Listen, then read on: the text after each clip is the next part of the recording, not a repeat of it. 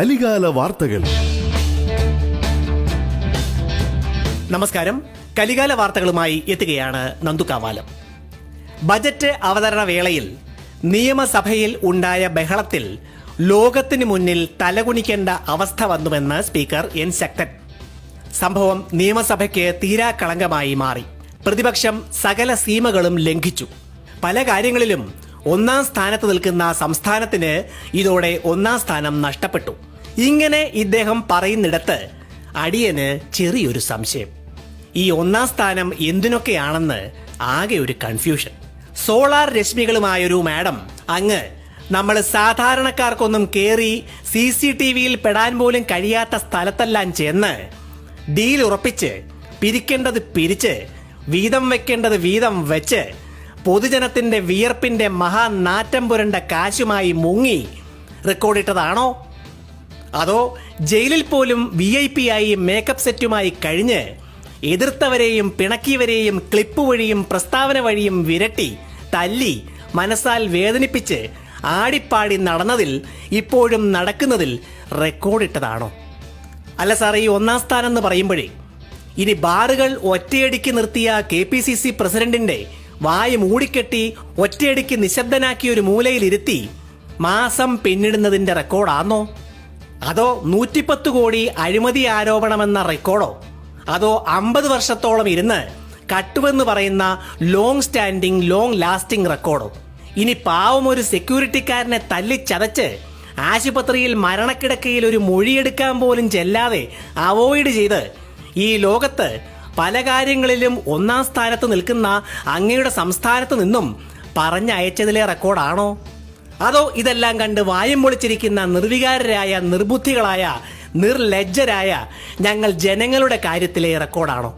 ഇനി അതുമല്ല, ഒരു ജനസേവകനായ മിണ്ടാപ്രാണിയായ മന്ത്രി പോലും ഒന്നും ചെയ്യാതിരിക്കുന്ന ആദിവാസികളുടെ കാര്യത്തിൽ വല്ലതും ചെയ്തുകൊണ്ടിരുന്ന ഡോക്ടർ ഷാനവാസിനെ ലോബികളുടെ കൂടെ നിന്ന് ചതിച്ച് കാലപുരിക്കയച്ചവരുടെ ധൈര്യത്തിന്റെ നെഞ്ചുറപ്പിന്റെ ഹൃദയക്കല്ലിന്റെ കട്ടിയുടെ റെക്കോർഡാണോ?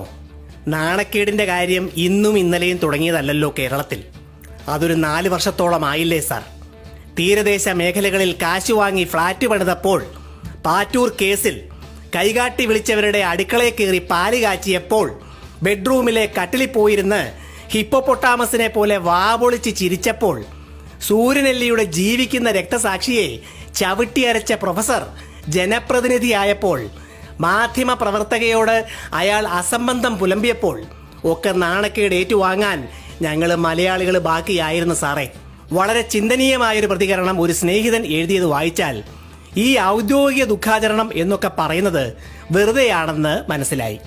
മുൻ സ്പീക്കർ കാർത്തികേയൻ സാറിന്റെ നിര്യാണത്തെ തുടർന്ന് ദുഃഖാചരണം നടക്കുമ്പോഴാണ് അതേ സഭയിൽ ലഡ്ഡു വിതരണം നടന്നതും കൂക്കി വിളിച്ച് അർമാദിച്ചതും. രാഷ്ട്രീയ നാടകത്തിൽ സഹചാരിയായിരുന്ന നേതാവിനെയും മറന്നവർ. ഇനി ഒരു ധീരമായ പ്രസ്താവന. ഫേസ്ബുക്ക് അടക്കമുള്ള സോഷ്യൽ മീഡിയകളിൽ ജനപ്രതിനിധികളെ ആക്ഷേപിച്ച് പരാമർശം വരുന്നതായി ജനപ്രതിനിധി പരാതിപ്പെട്ടാൽ നടപടിയെടുക്കുമെന്ന് ഉമ്മൻചാണ്ടി. ഇദ്ദേഹം ഈ പറയുന്നിടത്ത് സത്യം പറഞ്ഞാൽ മൗനം വാചാലമാവുകയാണ്, ഞരമ്പ് പിടയ്ക്കുകയാണ്. ഇവർക്കൊക്കെ എന്തും ചെയ്യാം. വെയിലുകൊണ്ട് നിന്ന് ഇവരെല്ലാം പറയുന്നതൊക്കെ വിശ്വസിച്ച് വോട്ട് ചെയ്യുന്ന നമുക്ക് മിണ്ടാൻ പാടില്ല, പ്രതികരിക്കാനാവില്ല. ഫേസ്ബുക്കിനെയൊക്കെ നശിപ്പിക്കാനുള്ള ദേഷ്യമുണ്ടാകും പുള്ളിക്ക്. ഇതുവഴി ജനമാകെ പ്രതികരിച്ചു തുടങ്ങിയല്ലോ. ഇതിന് ഒരു മറുപടി ഒരു ജനം ഫേസ്ബുക്കിൽ കൊടുത്തത് ഇങ്ങനെ: ജനങ്ങൾ പവിത്രമായി കരുതുന്ന സഭയ്ക്കുള്ളിൽ സഭാംഗങ്ങൾ സകല ആഭാസതരവും കാണിച്ച് ജനാധിപത്യത്തെ അവഹേളിച്ചു എന്നൊരു പരാതി അങ്ങോട്ട് തന്നാൽ അങ്ങൂന്നത് അന്വേഷിക്കുമോ ആവോ? നമുക്ക് നിങ്ങളുടെ ശബ്ദമായ കലികാലത്തിന് ഇവിടെ മറുപടി ഒരു ഗാനശകലം മാത്രം ആ സാറിനോട്. സാറേ, ഇതൊക്കെ ഇങ്ങനെ വിളിച്ചു പറയാൻ ഇന്നത്തെ കലികാല വാർത്തകൾ കഴിഞ്ഞു. നന്ദി, നമസ്കാരം. കലികാല വാർത്തകൾ